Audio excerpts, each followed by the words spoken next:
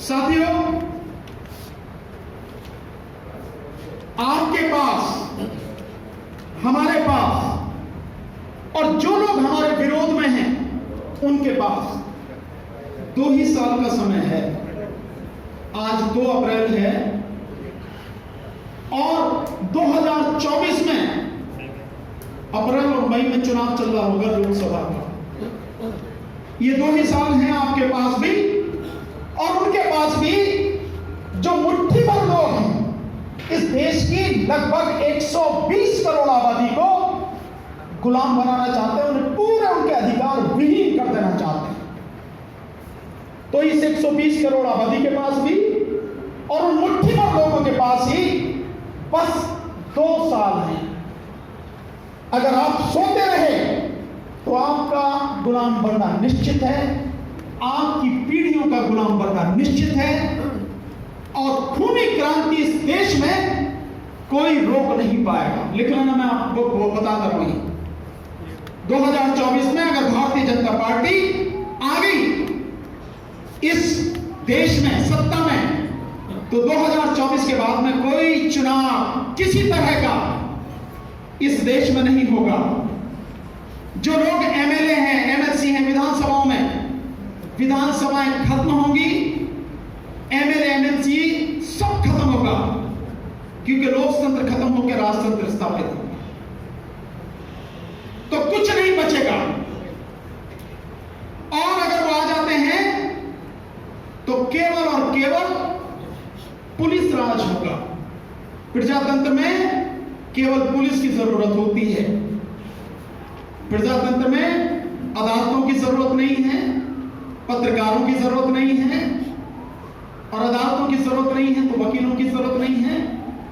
जब राजतंत्र स्थापित है, एक ही जगह से चलना है, तो विधानसभाओं की क्या जरूरत है? तो विधानसभाएं भी खत्म होनी है। नीचे जो आपकी नगर पालिकाएं हैं, जो आपकी पंचायतें हैं, नगर पंचायतें हैं, सब खत्म होंगी, कुछ बचेगा नहीं। लिख लेना आप, जिस सिस्टमेटिक ढंग से वो लोग काम कर रहे हैं।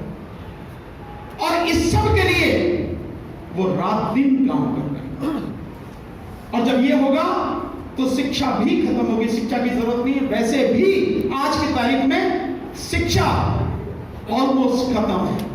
सरकारी स्कूल, सरकारी कॉलेज, उनकी सारी एड बंद की जा रही है, सब बंद किए जा रहे हैं, कुछ नहीं है। और जब ये होगा, और इसके अलावा जो रोजगार हैं वो रोजगार सब खत्म किए जा रहे हैं। सरकारी पद जितने खाली पड़े हैं उनकी संख्या लगातार बढ़ती चली जा रही है, क्योंकि जो भी रिटायर हो रहा भरा नहीं जा रहा। और जहां उन्हें चाहिए वो लेटरल एंट्री उन्होंने कर ली है, तो लेटरल एंट्री के माध्यम से आरएसएस के लोगों को हर जगह बिठाया जा रहा है, हर जगह। कोई ऐसा विभाग नहीं बचेगा, कोई ऐसा डिपार्टमेंट नहीं बनेगा जहां पर आपको आरएसएस का, बीजेपी का व्यक्ति दिखेगा नहीं। हर जगह वो होगा, सारी कंट्रोलिंग पावर उनके पास है। सरकार में जो टॉप मोस्ट आईएएस के पद हैं वो 4 होते हैं। जो टॉप, नीचे डायरेक्टर, उसके ऊपर joint secretary, then additional secretary और फिर सेक्रेटरी। ज्वाइंट सेक्रेटरी लेवल पे उन्होंने सीधे लेटरल एंट्री से भर्ती शुरू कर दी और उस ज्वाइंट सेक्रेटरी को ही उन्होंने हेड ऑफ द डिपार्टमेंट बना दिया। तो कहानी खत्म हो गई। और अब ये आईएएस के साथ साथ पीसीएस में भी शुरू हो गया है। जो पब्लिक है उस पब्लिक को बहुत ही प्यारे ढंग से, बहुत सिस्टमेटिक ढंग से भिखारी बनाया जा रहा है। जो गरीबों को अनाज देने वाली बात है, बड़ा ढोल पीटा जाता है जैसे कोई अपनी जेब से दे रहा है। सब आप ही का, हम सबका पैसा है, देश के लोगों का पैसा, लेकिन दिया जा रहा है। कहा जा रहा है कि हम 80 करोड़ लोगों को दे रहे हैं, लेकिन वो है क्या? आप में से कभी किसी ने देखा कि जब मछली को पकड़ना हो तो क्या करते हैं? मछली को पकड़ना होता तो कांटा जो होता है ना, उस कांटे में चारा लगाया जाता है। मछली को वो कांटा नहीं दिखता, क्या दिखता है? वो चारा दिखता है। तो ये जो 5 किलो अनाज है, ये वो चारा है जो बीजेपी और आरएसएस का जो कांटा है उसके ऊपर लगा है, जिसमें वो कांटा उसको दिख नहीं रहा। जैसे ही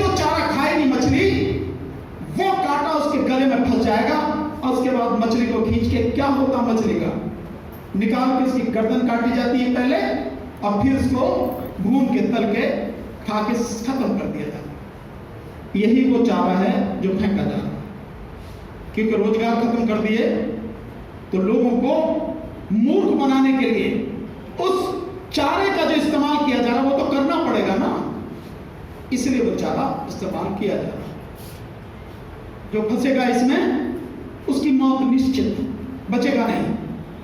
और क्योंकि 120 करोड़ लोगों को तबाह करना है, उन्हें गुलाम बनाना है, तो कोई भी नहीं बचेगा। जो लोग समझ रहे हैं कि मेरे पास घर बढ़िया है, मकान बढ़िया है, पक्का है, एसी लगा है, पंखा लगा है, पैसे भी पड़े हैं अकाउंट में, जमीन भी है, कुछ भी बचेगा नहीं। सब गिरफ्त में आएंगे। वो शेर नहीं है राहत इंदौरी साहब का कि लगेगी आग तो, है ना, कई घर आएंगे जद में, शहर में हमारा ही मकान थोड़े है, सबके आएंगे घर, सब लोग।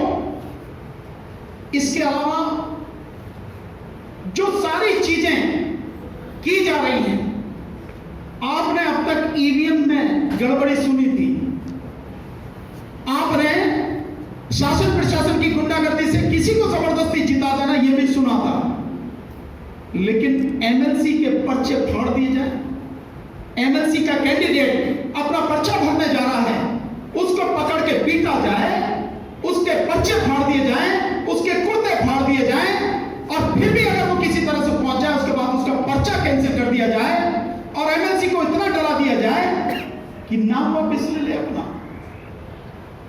जो आपको दिख रहा है सुप्रीम कोर्ट को नहीं दिख रहा क्या?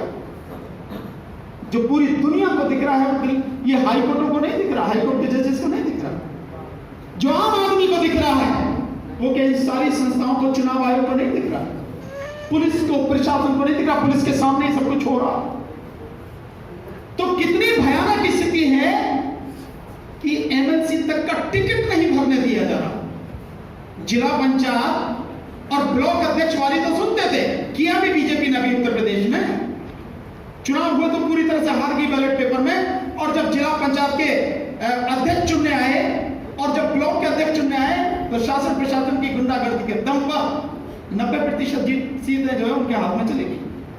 डिक्लेयर कर दिया, कैंडिडेट को नजरबंद कर दिया, टिकट ही नहीं भरने दिया, लेकिन एमएलसी के पर्चे ना भरने दिए जाए, उन्हें पीटा जाए, ये नजारा पहली बार देखा।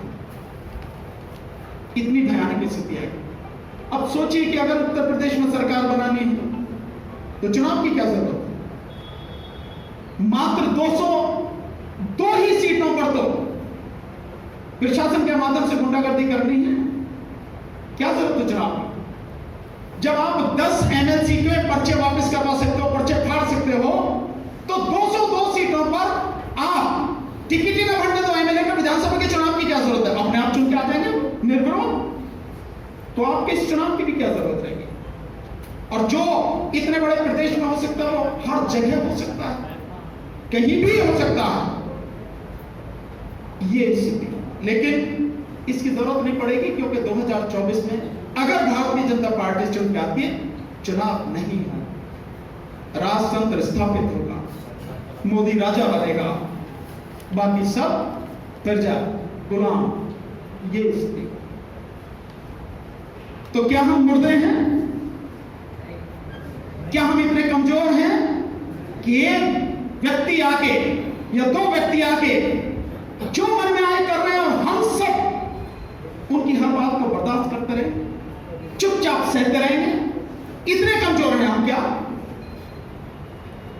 जितने मुट्ठी भर लोग इस अन्याय और अत्याचार को अंजाम दे रहे हैं, इस देश के लोगों को गुलाम बनाने की साजिश रच रहे हैं, और जिनको गुलाम बनाने की कोशिश कर रहे हैं, अगर 0.5%, समझ रहे मेरी बात, 0.5% लोग भी, यानी 0.5% लोग भी जाग के खड़े हो गए, दावे के साथ कहता हूं, मोदी सहित उन सबको इस देश की धरती कम पड़ जाएगी भागने के लिए। ये स्थिति है, पर हम लोग जागे नहीं। ये स्थिति हमारे सामने है। साथियों, मैं पूरे विश्वास के साथ कह सकता हूं, कई बार लोग मैं इस बात को मेरा अति आत्मविश्वास बोलते हैं, पर मुझे उससे कोई दिक्कत नहीं है। पर मैं ये मानता हूं, फिर कह रहा हूं, आज इस हॉल में जितने साथी बैठे हैं, ये अगर वाकई में ईमानदार लोग हैं, मैं सबकी बात कर रहा हूं, उनमें मैं भी शामिल, अगर हम सारे के सारे जितने लोग यहां बैठे हैं, अगर हम ईमानदार हैं अपने प्रति, अपनी आने वाली पीढ़ी के प्रति, अपने बच्चों के प्रति, अपने समाज के प्रति, इस देश के संविधान को बचाने और लोकतंत्र को बचाने के प्रति, मैं दावे के साथ कहता हूं, आने वाले समय में, बहुत ही कम समय में, वो बवंडर इस देश में हम उठाने की ताकत रखते हैं जिसकी अंधार में बीजेपी का सफा होगा। अगर हम ईमानदार हैं तो, और अगर हम ईमानदार नहीं हैं तो कुछ भी नहीं होगा। मैं उम्मीद करता हूं कि उसी ईमानदारी के तहत हम पूरी ईमानदारी से आज ही से काम करेंगे, इसी पद से हम काम करेंगे। हम उसके लिए अब एक भी पल जाया नहीं करेंगे। हमें कई लोगों ने कहा, आपने राजनीतिक पार्टियों विपक्ष की जो है उनसे बात की, संगठनों से बात की। मैंने कहा भाई, मैंने तो ओपन सबको निवेदन किया है, बिल्कुल खुला निमंत्रण है, तो जो चीज करोड़ों लोग देख रहे हैं तो वो भी देख रहे होंगे। उनको भी खुद नहीं आते हैं तो अपना कोई प्रतिनिधि भेजना चाहिए। अगर ईवीएम की लड़ाई है तो मैं समझता हूं सबसे ज्यादा तो उन्हीं की लड़ाई है भाई, उन्हीं की तो जो एमएलए एमपी बनने के लिए वो जो लड़ते हैं, तो उन्हीं का तो सुपड़ा साफ होता है, तो उनको होना चाहिए, आना चाहिए। पर फिर भी अभी हम बात नहीं कर पाए, क्योंकि जिस आंदोलन की हमने लोगों को आवाज दी है, हमारी जिम्मेदारी है पहले उसको हम ईमानदारी से पूरा कर लें, और 2 तारीख के बाद हम उन जो राजनेता हैं तथाकथित, उनसे भी बात करेंगे। हालांकि मैं विश्वास के साथ कह सकता हूं, उनमें से कोई आपका साथ देगा नहीं, किसी गलतफहमी में मत रहना। फिर भी लोगों की संतुष्टि के लिए, क्योंकि प्रमाण चाहिए ना, लोगों को सबूत चाहिए, तो हम बाकायदा लेटर लेके उन पार्टियों के नेताओं के पास जाएंगे, भैया इस लड़ाई में साथ दो। वो कितना साथ देंगे ये भविष्य बताएगा। हम जाएंगे जरूर, कहेंगे जरूर, बुलाएंगे जरूर, लेकिन वो आए ना आए पर निर्भर है, पर हम अपनी जिम्मेदारी जरूर निभाएंगे, उनको बोलेंगे जरूर, उनको कहेंगे जरूर। इसके अलावा साथियों, मैं और आप कितना भी कह लें, लेकिन कुछ लोग, कुछ पार्टियां हैं जो नहीं आएंगी, कितनी भी कोशिश कर लीजिए। हमारे विरोध में कौन है?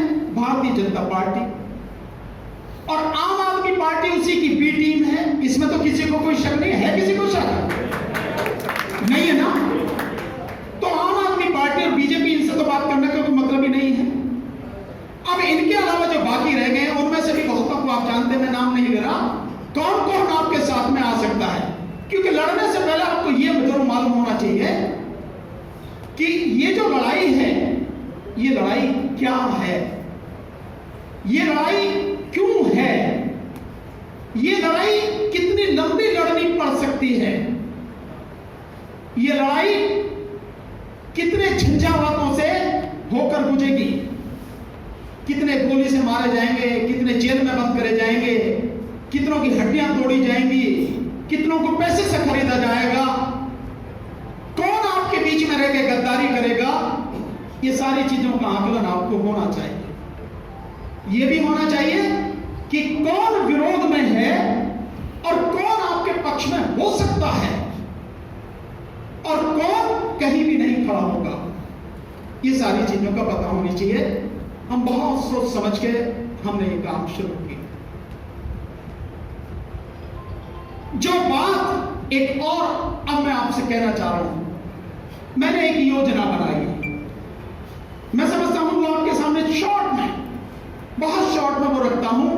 देखिए जो पर्चा हमने बनाया, जो हम चाहते हैं आप सारे लोग लेकर जाएं, इस पर्चे को भरवा करते हैं, अब वो नहीं चलेगा, क्योंकि ये हम चाहते हैं कि ये सबूत के रूप में सुप्रीम कोर्ट के सामने जाए, तो ओरिजिनल कॉपी उसके सामने होनी चाहिए। सुप्रीम कोर्ट को जब चाहे जैसे चाहे सब लोगों के जो वोटर हैं उनके उसमें वोटर आई कार्ड नंबर होंगे, चेक कर ले, सबके मोबाइल होंगे, उनसे बात कर ले कि वाकई में उन्हीं के हैं या सभी अब फर्जी।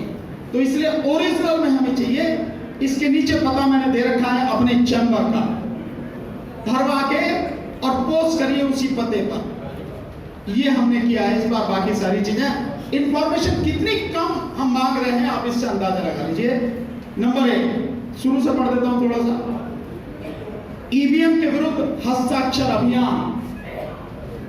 भारतीय सर्वोच्च न्यायालय के सभी माननीय न्यायाधीशों और भारत के राष्ट्रपति महोदय से देश हित में विनम्र निवेदन, ईवीएम और वीवीपैट मशीन हटाओ, चुनावों में बैलेट पेपर वापस लाओ और देश बचाओ, संविधान बचाओ, लोकतंत्र बचाओ। इसके बाद में क्या लिखना है?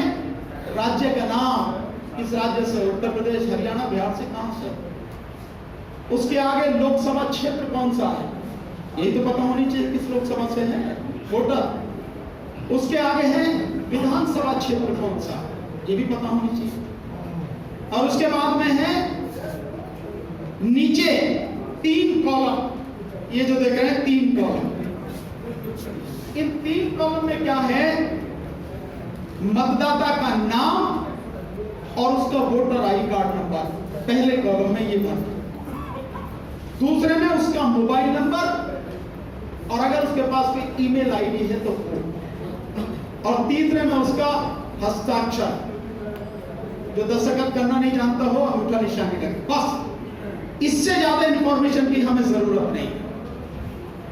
इस इंफॉर्मेशन को देने में किसी में दिक्कत नहीं होनी चाहिए और किसी पार्टी का नहीं, हर कोई इसे इस्तेमाल कर सकता।